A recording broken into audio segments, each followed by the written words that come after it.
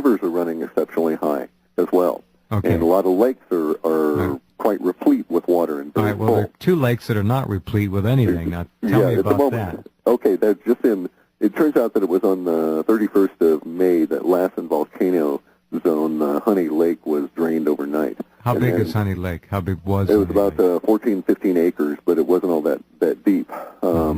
But good size in terms of surface area. The one in Chile, on the other hand, is reputedly 60 feet deep and covered several hectares, 7 or 8 hectares.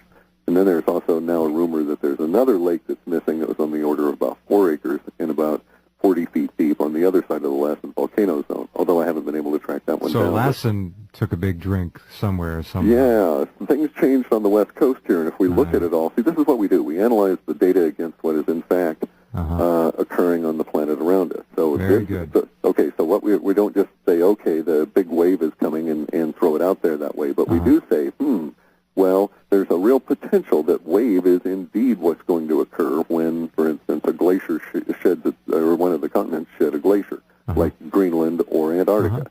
So within this sense, within that context, this makes sense. I understand. All right. Now, a lot of you are saying, well, what's the date? What's the date? What's the date?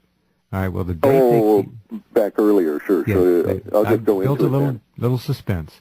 Okay, actually what we have is that on the... You even have a time in the morning for it. Yeah, that was a little spooky, though. We have granularity like that, but I don't know that I trust it that much, especially this far out. It'll have...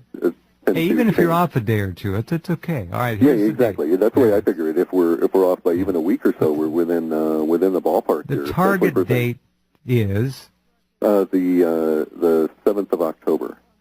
Okay. So 10/7, and we have a time as 10 after 7 a.m. UTC, though, that's Universal Time Coordinates. Well, it's 10/7 and 7/10. So we've got a what do you call it? A doppelganger. Yeah, we have a bit of duality expressing itself there, yes. Curious, huh? It is. And we have that kind of stuff happen, and when you get universe talking to you that way, it's like a little on the spooky side, we think. That is spooky. Stuff does indeed happen that way, so... Your best prognostication at this point, what kind of dynamic are we talking about that would cause a release language of such a precipitous angle to occur on the 7th? What kind of thing are you looking for that is building, and then it happens, boom, and there's release language, like people saying, oh, my God, we are at war, or oh, my God, they dropped the bomb, or oh, my God, the stock market. There you go, though. You're asking, what does my mind conceive of as a potential for the future here? And better, we should ask, what are the clues we have inherent in the data? Because our data shows that some 30%, 36%, slightly fallen since a recent high of 43%, but some 36% of the emotional release is concerned with the economy. So one might say, oh, my God, it's going to be a huge market crash on that. But only 1/3 of the emotional release is economic. We have to be careful about that as well in going forward, because then we start postulating beyond that, because about another third of it is military. And we have a lot of associations with retreat and struggles and difficulties.